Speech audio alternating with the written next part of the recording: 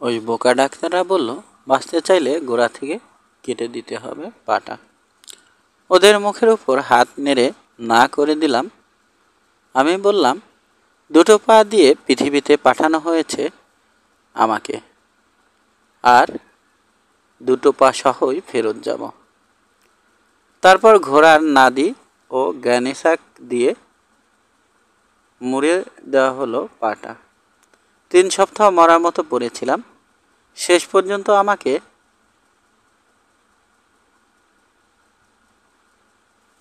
দেখার মতো ও বন্ধু পাশে ছিল না। তবে সৌভাগ্যের বিষয়, নিজের পায়েই হেঁটে ছেড়েছিলাম জায়গাটা। তাহলে ছেলে দুটোকে ঘুমোতে পাঠিয়ে ক্যাম্পফায়ারের পাশে বসে নীরবে গল্প করতে লাগলো জিম ও শট। দুজনই গভীর চিন্তায় মগ্ন।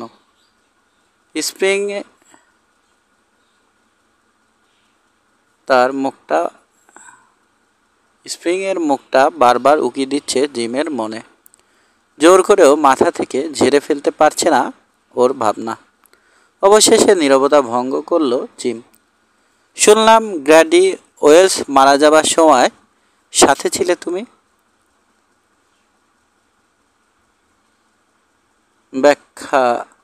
ব্যথায় ছেয়ে গেল শটের চেহারা।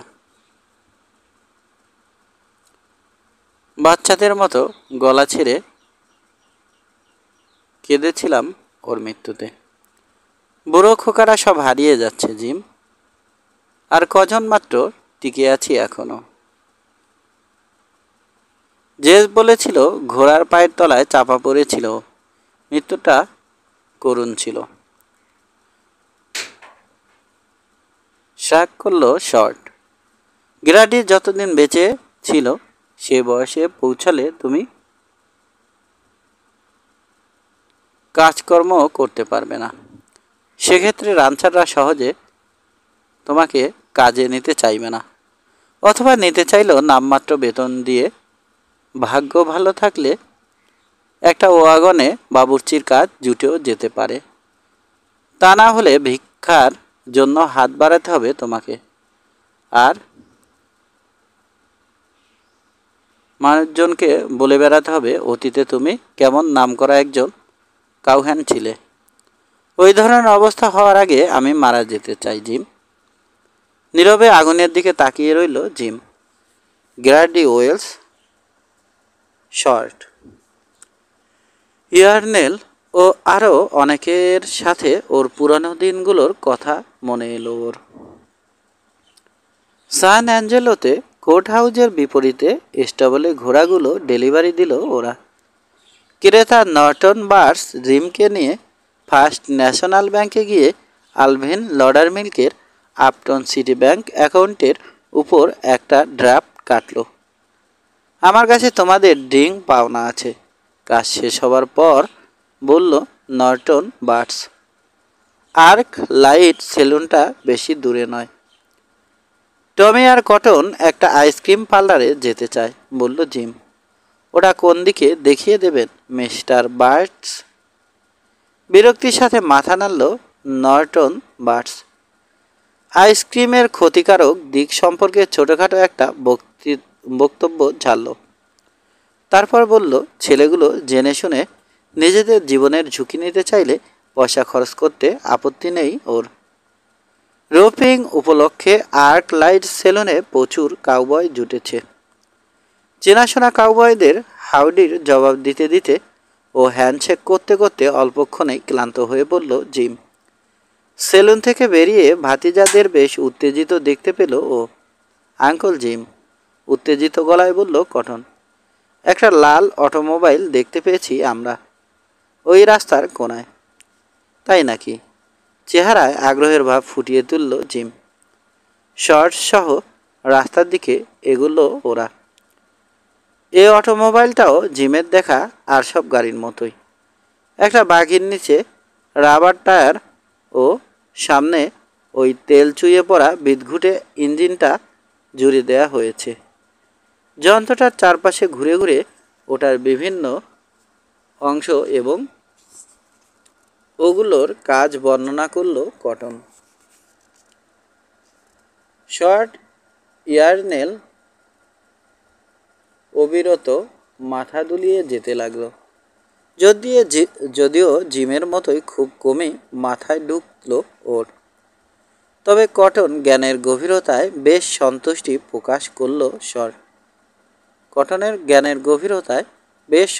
প্রকাশ করলো শর্ট। ছিটের উপর ঝুঁকে পড়ে ভেতরের দিক তার বর্ণনা দিচ্ছিল কটন। ঠিক তখনই ফিটফাট পোশাক পরা গোপলা একটা লোক এসে দাঁড়ালো কাঠের সাইড ও ওকে। বয় খেকিয়ে উঠল লোকটা। ওটার গায়ের উপর থেকে সরে যাও। যেন গুলি খেয়েছে এভাবে পিছিয়ে এলো কটন। আঙুল তুলে শাসালো লোকটা কটনকে। তুমি জানো না গাড়ি দামি জিনিস। আমি চাই না একটা অজ্ঞ ছেলে আমার কোনো ক্ষতি করুক। লাল হয়ে উঠল কটন। জিম এগিয়ে গিয়ে ওর আর লোকটার মাঝামাঝি দাঁড়ালো। গম্ভীর কণ্ঠে বলল, মিস্টার, ছেলেটা তোমার গাড়ির কোনো ক্ষতি করেনি। তাছাড়া ফার্মে বড় হলেও অজ্ঞ নয় ও মোটেই। ঘৃণার দৃষ্টিতে জিমের দিকে তাকালো কেতাদুরস্ত পোশাক পরা লোকটা। প্রত্যেক জেনারেশনই তার আগের জেনারেশনের তুলনায় সামান্য এগোয়, মন্তব্য করলো ও। লোকটাকে ঘুষি মারতে ইচ্ছে হলো জিমের। প্রাণপণে নিজেকে সামলে নিল। কটন এগিয়ে এসে ওর বাহু ধরল। আমার দেখা হয়ে গেছে আঙ্কেল, চলো আমরা অন্য কোথাও যাই। জিম বলল, শর্ট ইয়ারনেল, আমাদের রোপিং দেখতে যেতে হবে না? মাথা দুলিয়ে আগ বাড়ল জিম। চলতে চলতে আবার ফিসু ফিরল। আপন মনে বলল, একা থাকলে মজা দেখাতাম ওকে আমি। রেসিং গ্রাউন্ডটা শহরের পূব প্রান্তে খোলা জায়গায়। মাঠটার উত্তর প্রান্তে একটা ছোট্ট গ্র্যান্ড স্ট্যান্ড পোতা। ওটার পাশেই একটা প্যানে 60-70টা লম্বা পায়ের মেক্সিকান লংহর্ন গরু রাখা হয়েছে। রোপিং রেসে নিজের নাম অন্তর্ভুক্ত করতে নির্ধারিত পটে $5 রেখে প্রতিযোগীদের নামের তালিকায় আঙুল বুলালো জিম। কেলে ম্যাকগোনাজিল আর জো গর্ডনকেও এনেছে ওরা। শটের দিকে তাকালো। ওয়ার্ল্ড চ্যাম্পিয়ন ওরা দুজন। আগে কখনো রোপিং করেছো ওদের সাথে? না, মাথা নাড়ল শট।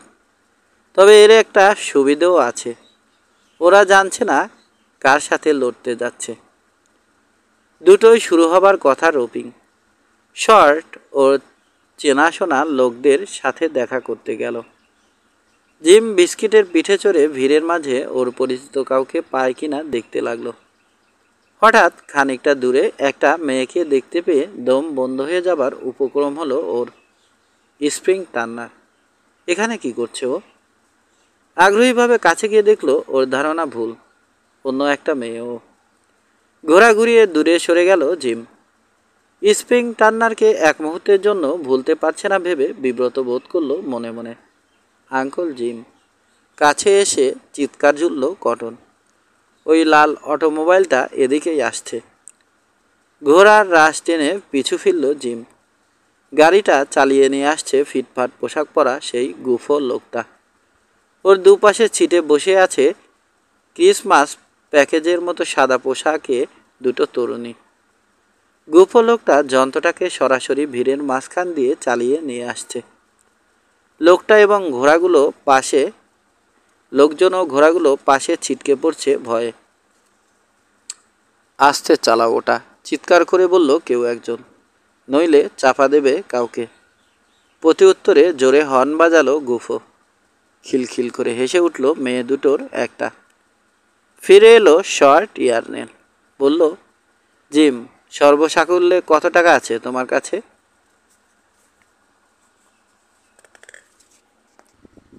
আলভিনের কাছ থেকে বোনাস সহ পুরো পেমেন্টই নিয়েছে জিম। তবু সতর্কতার সাথে জবাব দিল, কিছু আছে। আমাকে দাও, 3 গুণ করে ফিরিয়ে দেব। শর্টকে ফেরানো কঠিন। নিজের প্রায় সব টাকাই ওর হাতে তুলে দিল জিম। আবার ভিড়ের মাঝে উধাও হয়ে গেল শর্ট ইয়ারনেল। অসন্তুষ্ট চেহারায় জিমের দিকে তাকালো কটন। আঙ্কল জিম, ওই টাকা কামাতে প্রচুর খাটতে হয়েছে তোমাকে, রাগ করল জিম। টাকা পয়সা হাতের ময়লা কটন, সহজে আসে সহজে যায়। ঘুরে দাঁড়িয়ে রোপিংয়ের দিকে মন দিল ও।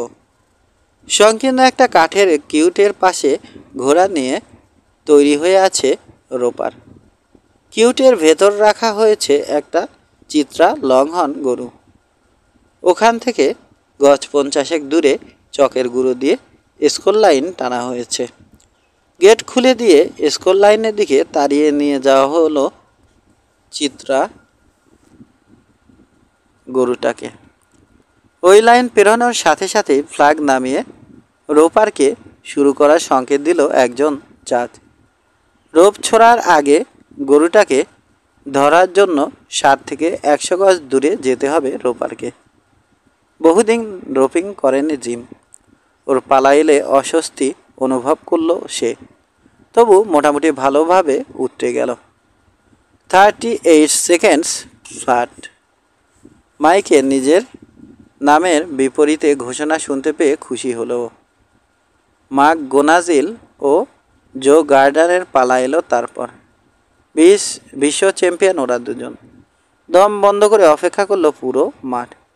বেশ ভালোই রোপিং করলো ওরা দুজন। ম্যাক গোনাজিল 39 সেকেন্ড স্কোর করলো। গার্ডানার করলো 39 and 2/5। শর্ট্রোয়ের স্কোরিং হলো 38 and 3/5। জড়তা কেটে যাবার পর দ্বিতীয় গো রাউন্ডে বেশ চাঙ্গা বোধ করলো রোপাররা। শর্ট ইয়ারনেল 38.15-এ শেষ করলো। জিমের স্কোরিং 38ই রয়ে গেল। ফিটফাট পোশাক পরা গুফটির বিরক্তি সত্ত্বেও গাড়ির ছিটে বসা মেয়ে দুটো কাজ দিয়ে যাবার সময় হাততালি দিয়ে উৎসাহ জোগালো জিমকে। ভাতিজারা ওর বিজয় দেখেছে কিনা নিশ্চিত হতে চারদিকে তাকালো জিম। দেখলো টমি অদূরে গান প্র্যাকটিস করছে, আর কটন হাঁটু মুড়ে বসে একটা সবুজ গাড়ির চলন্ত চাকা পর্যবেক্ষণ করছে। দ্বিতীয় গো রাউন্ডে প্রথম হলো জো গার্ডনার। জিমের স্কোরিং এখনও গড়ে একই আছে। ভাগ্য ভালো থাকলে একটা সিলভার পকেট ওয়াচ পেয়েও যেতে পারে ভাবল। তৃতীয় ও চতুর্থ গো রাউন্ডেও প্রায় অপরিবর্তিতই রইল জিম এবং শর্টের স্কোরিং। রোপিংয়ের সর্বশেষ গো রাউন্ডটা সব সময়েই বেশ উত্তেজনাকর হয়। উত্তেজনায় ফেটে পড়ছে পুরো মাঠ। টান টান দেহে অপেক্ষা করছে জিম। হঠাৎ ভিড়ের মাঝে একটা পরিচিত চেহারা দেখতে পেয়ে বিস্ময়ে চোয়াল ঝুলে পড়ল ওর। জেস কি করছে এখানে? এগিয়ে গিয়ে ওর সাথে হাত মেলালো জিম। জেস বলল, রোপিং রেস হচ্ছে শুনে ভাবলাম এখানেই পাওয়া যাবে তোমাকে। কেমন হচ্ছে তোমার? স্কোরিং এখনও ভালোই, কিন্তু তুমি কি করছো এখানে? এ ভাই পাঠালো জোর করে ছেলেগুলোকে ফিরিয়ে নিয়ে যাবার জন্য। তোমাকেও ফিরে যেতে বলেছে। তোমার কি মনে হয় জেস, ফিরে যাওয়া উচিত আমার? কয়েক মুহূর্ত ভাবল জেস। তোমার বয়স হয়েছে জিম, নিজের জন্য প্ল্যান তৈরি করার অধিকার আছে তোমার। শর্ট ইয়ারনেলের পালা এলো অবশেষে। গরুটা স্কোর লাইন ক্রস করার পর ঘোড়া নিয়ে ছুটল, লাশও শুনল, কিন্তু জীবনে এই প্রথম বারের মতো মিস করলো। অবশেষে গরুর শিঙে দড়ি পরাতে সক্ষম হলেও প্রতিযোগিতায় পিছিয়ে গেল শর্ট। কিন্তু যেন কিছুই হয়নি এমন ভঙ্গিতে হাসতে হাসতে ফিরে এলো জিম। পরের বারের রোপিংয়ের জন্য আরও 1 বছর অপেক্ষা করা ছাড়া উপায় নেই আমার। জিম ভালোই করলো শেষ গো রাউন্ডে। নিখুঁতভাবে ঘটল সব কিছু। বিস্কিট এগিয়ে গেল ঠিকমতো। লুপটা গরুর শিঙে নিখুঁতভাবে এঁটে বসলো। গরুটা এমনভাবে থেমে গেল যেন জিমের পেরোলো আছে।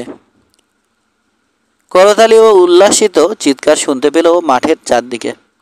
কিন্তু চূড়ান্ত ফলাফল ঘোষণার সময় বিজয়ী তালিকায় নিজের নাম শুনতে পেল না জিম। ম্যাকগোজানিল প্রথম হলো, গার্ডানার দ্বিতীয়, তৃতীয় হলো টেটলি নামের একজন অপরিচিত কাউবয়, চতুর্থ হলো জিম। সেরাক করল জিম। প্রায় ফতুর হয়ে গেছি আমি, শর্ট। 1 মিনিট, বলল শর্ট। মুহূর্তে ভিড়ের মাঝে অদৃশ্য হয়ে গেল ও ফিরে এলো মুঠোভর্তি একতরা নোট নিয়ে। এত টাকা কোথায় পেলে শর্ট? আমরা তো হেরেছি, অবাক কণ্ঠে জিজ্ঞেস করল জিম। আমি অত বোকা নই যে কষ্টে কামানো টাকা পানিতে ফেলে দেব, বলল শর্ট। টাকাগুলো গুনতে শুরু করলো। জিমকে লাভসহ তার টাকা ফিরিয়ে দিয়ে বাকিগুলো নিজের পকেটে রাখলো। ম্যাকগোজানিল ও গার্ডানারের পক্ষে বাজি ধরেছিলাম আমি, এবং জিতেছি। ছেলে দুটোর দিকে তাকালো শর্ট। চলো ওদেরকে আইসক্রিম পার্লারে নিয়ে যাই, নিজেদের জন্য আরও করা কিছু নেব আমরা। বাগি, ওয়াগন ও ঘোড়াগুলো লম্বা লাইন দিয়ে এগোচ্ছে। পেছন হতে অবিরাম হর্ন বাজাচ্ছে সেই লাল গাড়িটা। আবার হর্ন বাজালো গুফো লোকটা। টমির ঘোড়াটা ভয় পেয়ে লাফিয়ে উঠল হঠাৎ। স্যাডল হর্ন আঁকড়ে ধরার আগেই ছিটকে পড়ল ছেলেটা। উপর হয়ে পড়ল রাস্তার ধুলায়। দুটো স্যাডল থেকে নামলো জেস, ছুটে গেল টমের দিকে। গুফোটা আবার হর্ন বাজালো। তারপর গাড়ি না থামিয়েই টমিকে পাশ কাটিয়ে চলে গেল। খিলখিল করে হেসে উঠল মেয়ে দুটো। স্যাডলে বসে একে অপরের দিকে তাকালো জিম ও শর্ট। চাউনি দেখেই একে অপরের ইচ্ছে বুঝতে পারল দুজন। হর্ন রোপ খুলে নিয়ে ওগুলোর প্রান্তে গিট দিয়ে লুপ বানালো ওরা। তারপর নিজ নিজ ঘোড়ার পেটে স্পার দাবালো। শহর ছাড়িয়ে গেছে গাড়িটা ইতিমধ্যে। জিম ও শর্ট ঘোড়া নিয়ে ওটার পিছু পিছু ছুটল। ওরা কাছে আসতেই বিপদ টের পেল গুফো। খবরদার বলছি, গোলমালের চেষ্টা করো না, চেঁচিয়ে বলল সে। হর্ন রোপ ছুড়ল শর্ট। একটা কার্বাইড ল্যাম্প, ড্যাশবোর্ড ও একটা ফ্রন্ট হুইল পেঁচিয়ে আটকে গেল ওটা। জিমের ছোড়া লুপ একটা ব্যাক হুইলে আটকালো। দুদিকে ঘোড়া ছোটালো দুজন। গুফোটা মুষ্টিবদ্ধ হাত উঁচিয়ে আস্ফালন শুরু করে দিল। মেয়ে দুটো ছিটের কোণা আঁকড়ে ধরে ভয়ার্ত চিৎকার জুড়ল। গাড়িটার ইঞ্জিন থেমে গেছে। দড়ির টানে ওটা আতপাক ঘুরে রাস্তার ধারে অগভীর খাদের দিকে এগোলো। ড্যাশবোর্ডের উপর দিয়ে উড়ে গিয়ে মাটিতে পড়ল গুফো। ইতিমধ্যে বেশ কিছু লোক এসে জুটেছে মজা দেখার জন্য। হাতের আঙুলগুলো মুঠোয় পুড়ে উঠে দাঁড়ালো গুফো। স্যাডল থেকে নামলো জিম। মারমুখী ভঙ্গিতে ওর দিকে তেড়ে এলো গুফো। সরে দাঁড়িয়ে বাম হাতে লোকটার চোয়ালে দশাশই একটা ঘুষি বসালো জিম। মাটিতে চিৎ হয়ে পড়ল গুফো। শর্ট ঘোড়ার পিঠ থেকে ঝুঁকে ওর টাই রোপটা জিমের দিকে বাড়িয়ে দিল, বলল, বাঁধো শালাকে। দ্রুত লোকটার দুটো হাত ও একটা পা বেঁধে ফেলল জিম। সাধারণত গরুকে বাঁধা হয় এই পদ্ধতিতে। হাততালি দিয়ে উৎসাহ জোগালো সমবেত জনতা। এসব ফুলবাবু ও দানবগুলোর অত্যাচারে বিরক্ত হয়ে আছে লোকজন। মেয়ে দুটো গাড়ি থেকে নেমে ছুটে এসে গুফোর হাত পায়ের বাঁধন খুলে দিল। উৎফুল্ল জনতা জিম ও শর্টের লাশও দুটো উদ্ধার করল। মহান অটোমোবাইল রোপার দুজনকে এসকর্ট করে শহরের দিকে নিয়ে গেল ওরা। আমি একটা ম্যাগাজিনে পড়েছি, কিছু বোকার দল একটা অটোমোবাইলকে নিউ ইয়র্ক থেকে ক্যালিফোর্নিয়া পর্যন্ত চালিয়ে নিয়ে যাবার প্ল্যান করছে, বলল শর্ট। পথে আমাদের মতো রোপারদের হাতে পড়লে আর রক্ষা নেই ওদের, হেসে জবাব দিল জিম। আর্কলাইট সেলুনে জিম ও শর্টকে ড্রিঙ্কস কিনে দেবার জন্য কারাকারি পড়ে গেল কাউবয়দের মাঝে। ওই ডেভিলস কার ও তার মালিককে শাস্তি দেয় বেজায় খুশি লোকজন। জিম ও শর্টের সাথে একই টেবিলে বসেছে জেস। গ্লাসের ঠুংঠাং শব্দ ও লোকজনের টুকরো টুকরো হাসি পুরানো কথা মনে করিয়ে দিল ওকে। ভুকুটি করে লোকজনের দিকে তাকালো।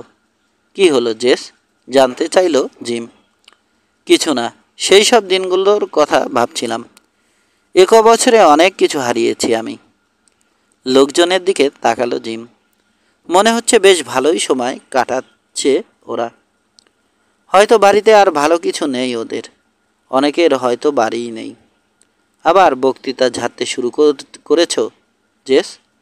এটা একটা সেলুন, চার্চ নয়। আমি তর্কে যাব না জিম, কিন্তু যে কেউ বুঝতে পারতো স্প্রিং টার্নারের সাথে একটা সম্পর্ক গড়ে উঠেছিল তোমার। ভালো লাগাটা কি তেমন গভীর ছিল না? নতুন করে এক গ্লাস হুইস্কি গলায় ঢাললো জিম। বলল, গভীরই ছিল, কিন্তু ভয় পেয়ে গিয়েছিলাম আমি। তোমাকে ভয় পাইয়ে দিয়েছিল। নরম চোখে জিমের দিকে তাকালো জেস। অথচ তুমি সুখী হতে পারতে। দীর্ঘশ্বাস ছেড়ে উঠে দাঁড়ালো জেস। নদীর ধারে ক্যাম্পে যাচ্ছি আমি। জিমের পিঠ চাপড়ে দিয়ে শটের দিকে তাকিয়ে মৃদু নট করলো। জেস চলে যাবার পর জিমের দিকে তাকালো শট। ও কি চাইছে বুঝতে পেরেছ জিম? ও চাইছে ও এবং অন্যদের মতো তুমিও এক টুকরো জমিতে আটকা পড়ে যাও। অথচ তুমি বা আমরা মুক্ত মনের মানুষ জিম। আমাদের মতো খুব কম লোকই বেঁচে আছে এখন। যে তো আমাদের মতো ছিল একসময়। সংসারে আটকা পড়ে মরে যায়নি ও। একটা গাভী কখনোই বুঝতে পারে না কি হারিয়েছে ওটা। লোকজনের কাছে গাভী নয়, বরং সার হিসেবেই প্রমাণ করো নিজেকে। গিলাসের বাকি হুইস্কিটুকু গলায় ঢাললো জিম। আমরা আজকে নিজেদেরকে সার হিসেবে প্রমাণ করেছি শট, তাই না? গাড়িটাকে রোপিং করে। নতুন করে 2 গ্লাস হুইস্কি ঢাললো শট। নিজের গ্লাসটা মুখের কাছে তুলে ধরল। বর্তমান ও ভবিষ্যতের তাবৎ গাড়ি ধরাদের সৌজন্যে বলল ও। বেশ ধীরে ধীরে যেন একটা ঘোরের মধ্য দিয়ে ঘুম থেকে জেগে উঠল জিম। শরীরটা বেশ ভারী লাগছে। মাথাটা যেন 10 মণ ওজন হয়ে আছে। কাল রাতে প্রচুর হুস্কি গিলেছে সে শর্ট ও অন্যদের পাল্লায় পড়ে। নদীর ধারে জেসের ক্যাম্পে শুয়ে আছে ও। বুঝতে পারল জিম। ভোরে সোনালি রোদে ঝিকমিক করছে নদীর জল। আগুন জ্বালিয়েছে জেস। নাস্তা বানাবার জোগাড়যন্ত্র করছে। মনে হচ্ছে খুব খিদে লেগেছে তোমার। জিমকে জেগে উঠতে দেখে হেসে বলল জেস। খিদে পাকস্থলী মোচড় দিয়ে উঠল জিমের। উঠে দাঁড়িয়ে জেসের কথার জবাব দিতে যাচ্ছিল। হঠাৎ একটা কর্কশ কণ্ঠস্বর থামিয়ে দিল ওকে। ওই দাঁড়িয়ে থাকা হারামখোরটা। ঘাড় ফিরিয়ে নদীর তীরের দিকে তাকালো জিম। ঢাল বেয়ে নিচে নেমে আসছে 3 জন বিশালদেহী লোক। ওদের পেছনে দাঁড়িয়ে আছে সেই গুফো লোকটা, লাল গাড়ির মালিক। একটু পিছিয়ে গেল জিম। বলল, ফেলারস। ওই লোকটা তোমাদের কি বলেছে জানি না, তবে মিথ্যে বলেছ। তোমাদের সাথে আমাদের ব্যক্তিগত বিরোধ নেই, কাউবয়, বলল সবচেয়ে বিশাল লোকটা। তোমাকে পিটিয়ে ভূত তাড়ানোর জন্য আমাদেরকে টাকা দিয়েছে ওই মিস্টার ফক্স। এগিয়ে এসে জিমের মাথায় দশাশয় ঘুষি চালালো লোকটা। তাল সামলাতে না পেরে পড়ে গেল জিম। টমি, তাড়াতাড়ি গিয়ে ডেকে আনো শেরিফকে, বলল জেস। একটা পোড়া কাঠের চেলা নিয়ে চেঁচিয়ে উঠে তেড়ে এলো ও।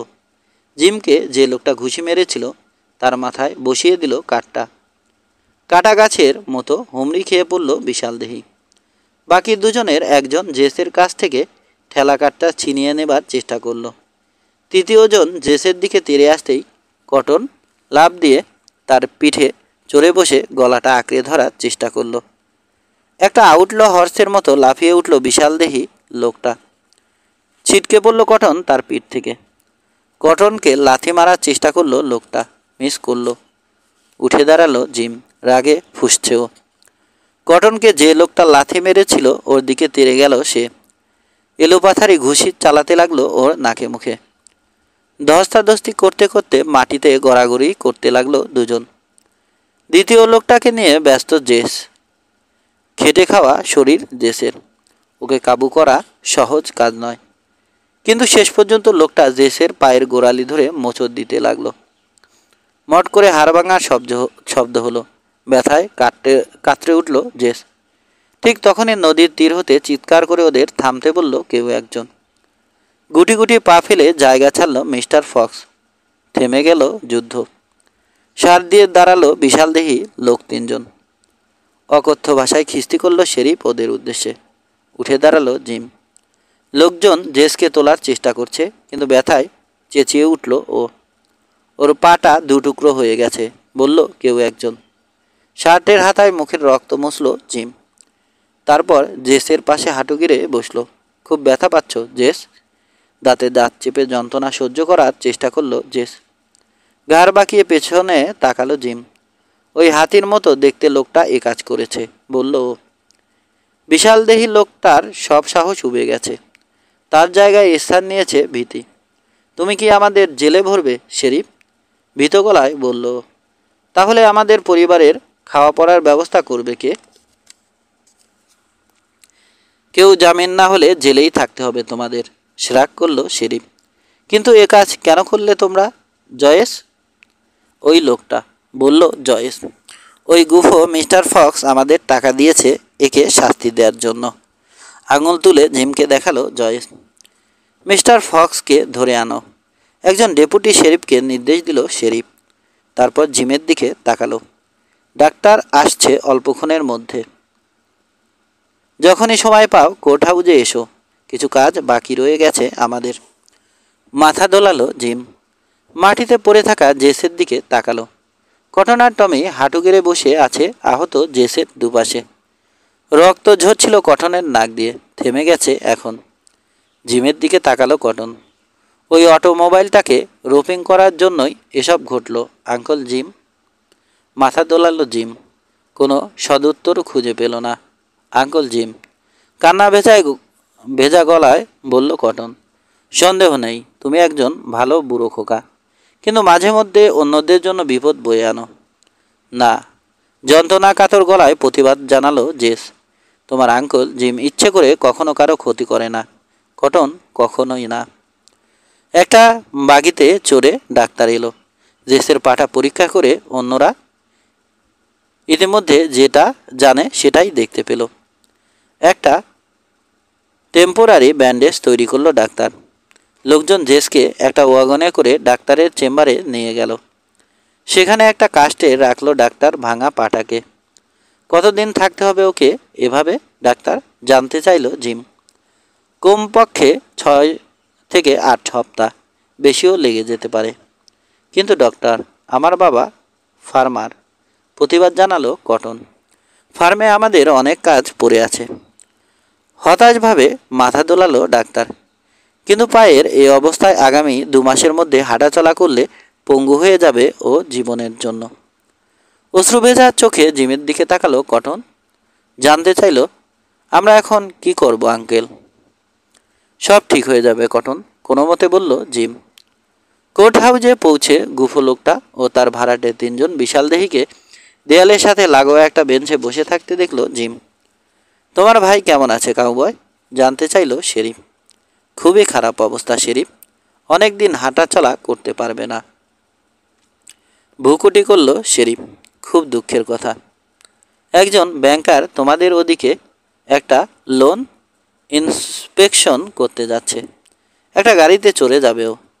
তোমার ভাইকে সাথে নেওয়ার জন্য ওর সাথে কথা বলতে পারি আমি, কিন্তু খরচের ব্যাপারটা ওই মিস্টার ফক্সই দেবে সব খরচ, তোমার ভাইয়ের চিকিৎসা খরচ সহ। জেলে পৌঁছে মরার চেয়ে সেটা অনেক ভালো হবে ওর পক্ষে।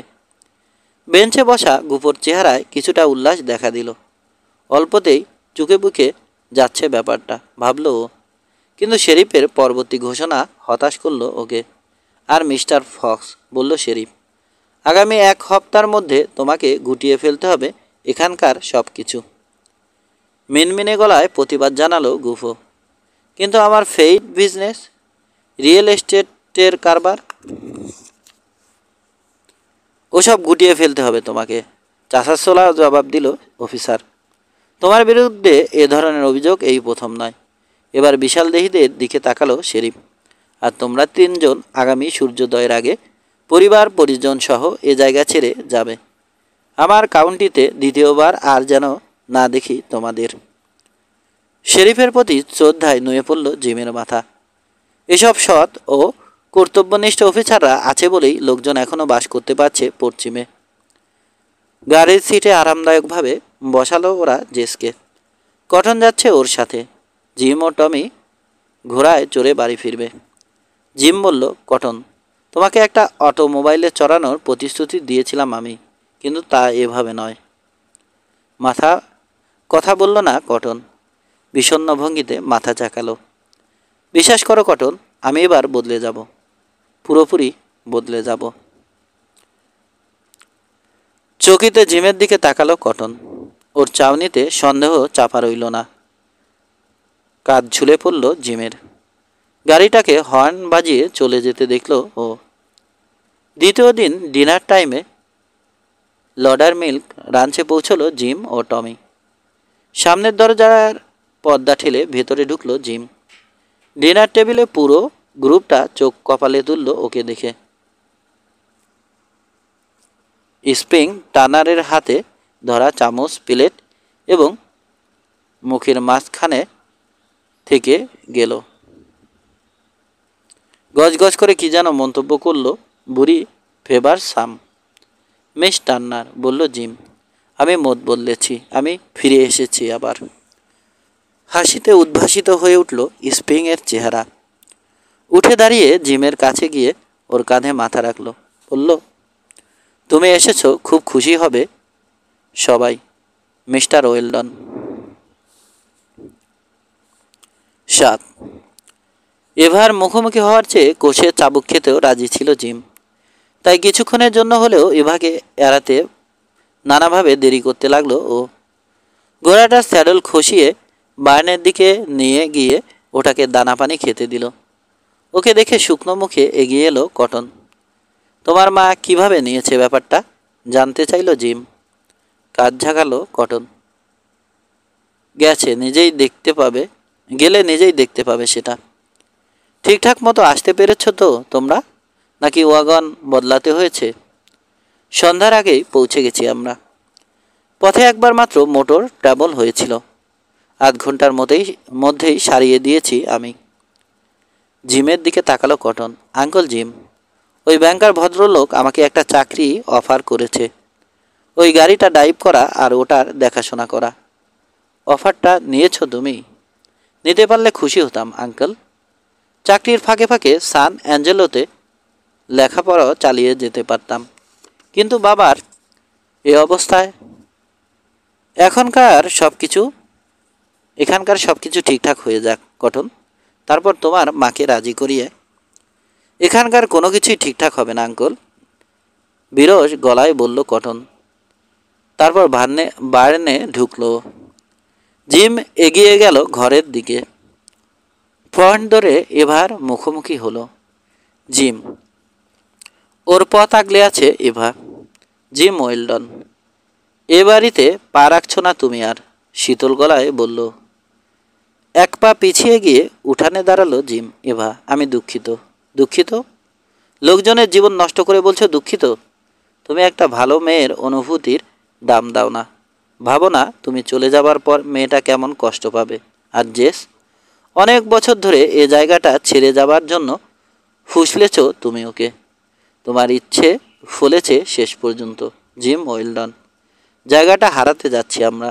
এভা, আমাকে একটা অসহায় শিশুর মতো বিছানায় পড়ে আছে লোকটা।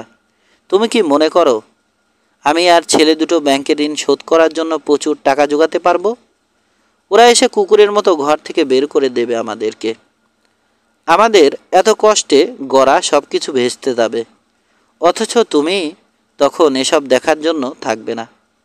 সিঁড়ির দিকে এগুলো এভা। অগ্নিমূর্তি দেবীর মতো চেহারা হয়েছে ওর। তোমাকে গুলি করে মারা উচিত জিম।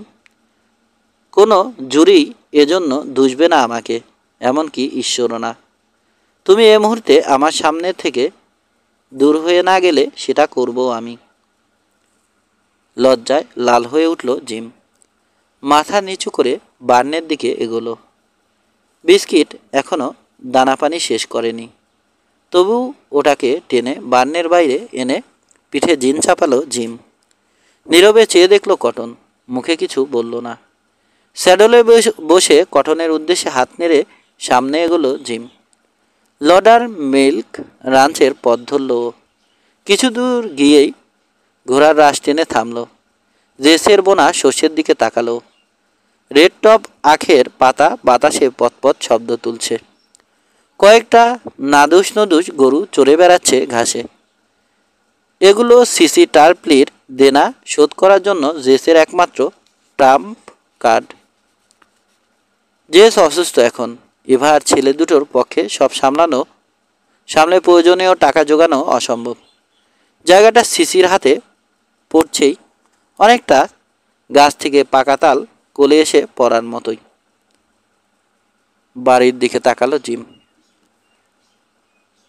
আহামরি কিছু না হলেও ঘর ওটা।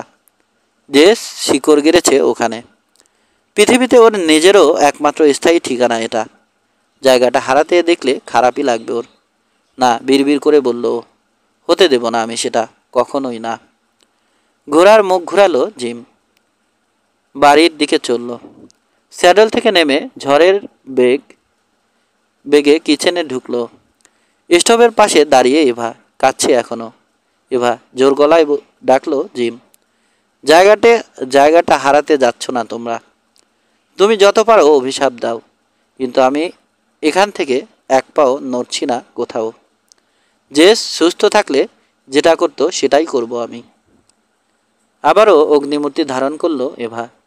দপ করে জ্বলে উঠল ওর চোখজোড়া। এভা।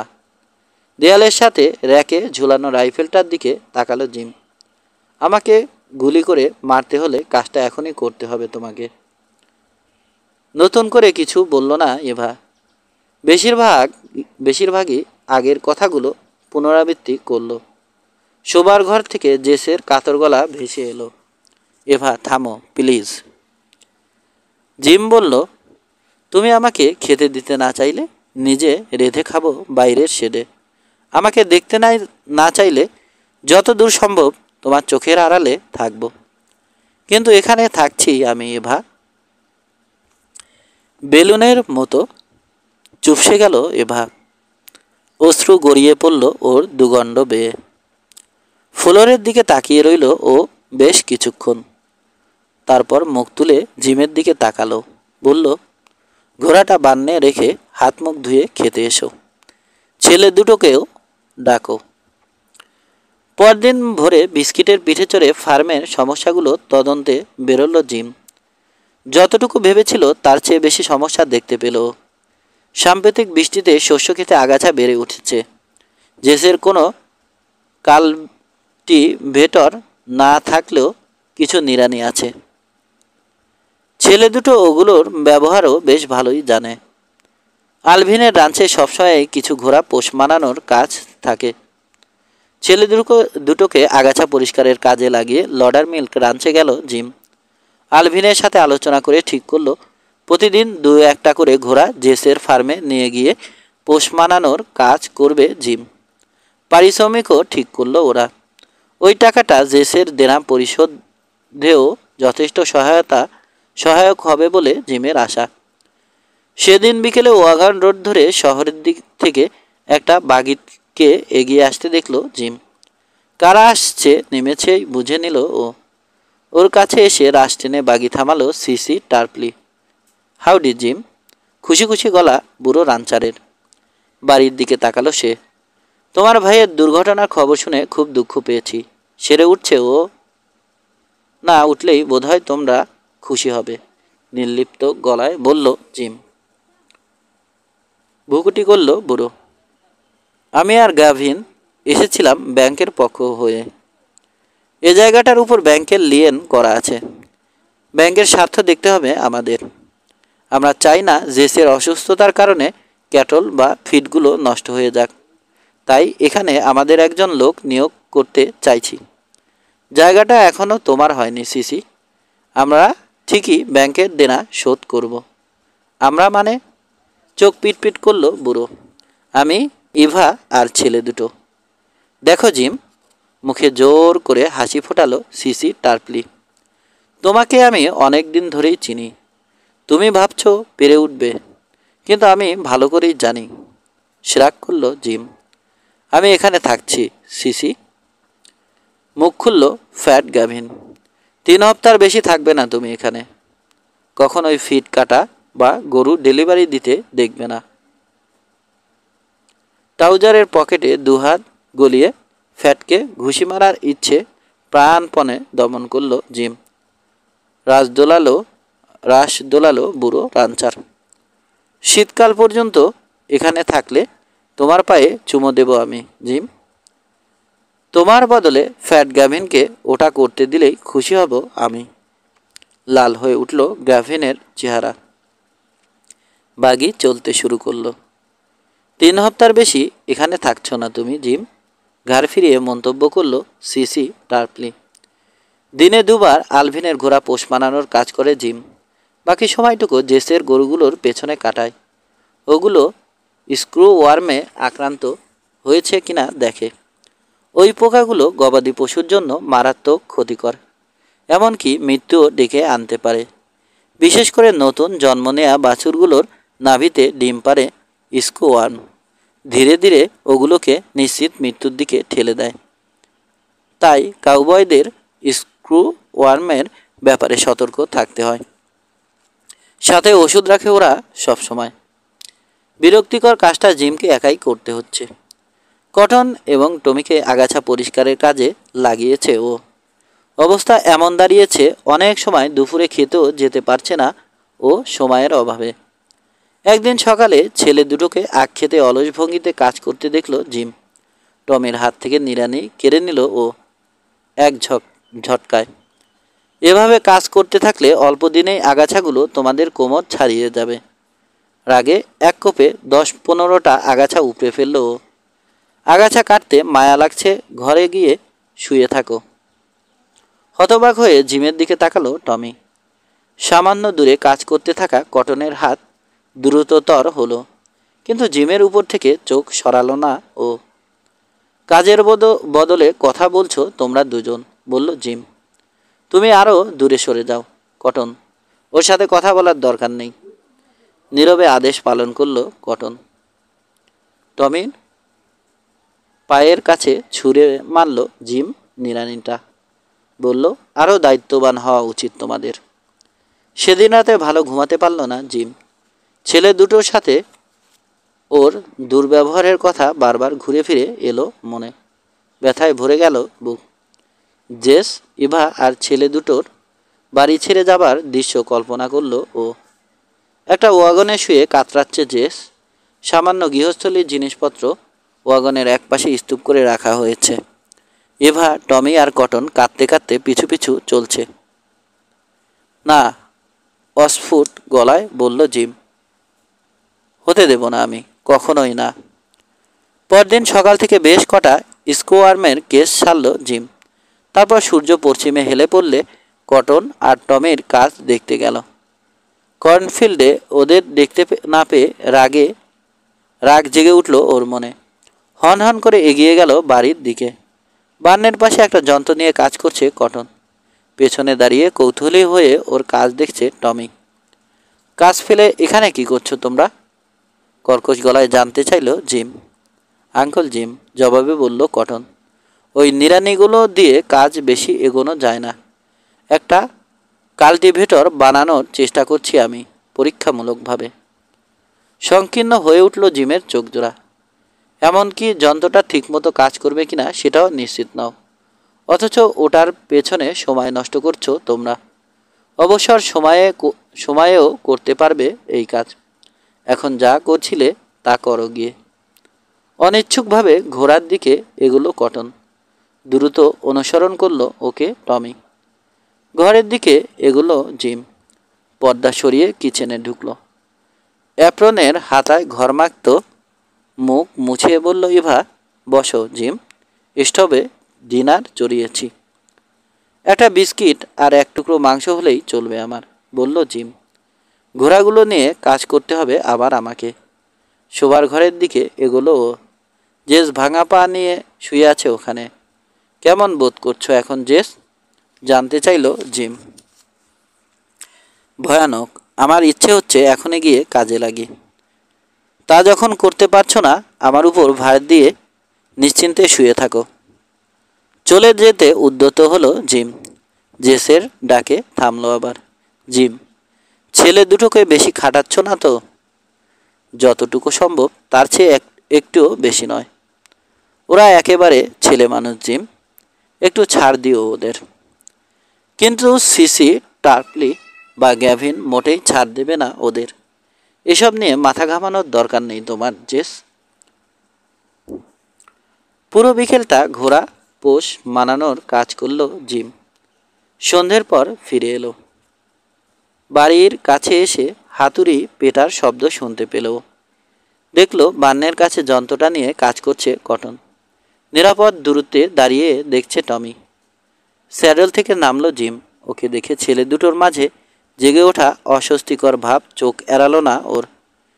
দাঁড়িয়ে দাঁড়িয়ে কটনের কাজ দেখলো ও কিছুক্ষণ। যন্ত্রটা কাজ করবে বলে মনে হয় কটন? নরম কণ্ঠে প্রশ্ন করলো জিম। শিওর, শাক করলো কটন। আরও কিছুক্ষণ দেখে শেডে ঢুকলো জিম। কেরোসিন ল্যাম্পটা এনে ওটা জ্বালিয়ে বান্নের ছাদের সাথে ঝুলিয়ে দিল। আলোর দরকার তোমাদের, অন্ধকারে কাজ করতে গেলে চোখ নষ্ট হতে পারে, বলল সে। সাবলীল ভঙ্গিতে স্যাডলে বসে এগিয়ে চলল স্প্রিং টার্নার। ওর পাশাপাশি চলতে গিয়ে জিমের মনে হলো আগের যে কোনো সময়ের তুলনায় বেশি মিষ্টি ও সুন্দরী দেখাচ্ছে মেয়েটাকে। চলতে চলতে হঠাৎ চেঁচিয়ে উঠল স্প্রিং। ওই যে এডসন স্মিথের ক্লেমটা দেখা যাচ্ছে। ভুকুটি করল জিম। স্মিথের পরিত্যক্ত জায়গাটার 3 তারের ঘের ও তারের গেটটা নজরে এলো ওর। গেটটার মাঝখান দিয়ে চলে গেছে ওয়াগন রোডটা।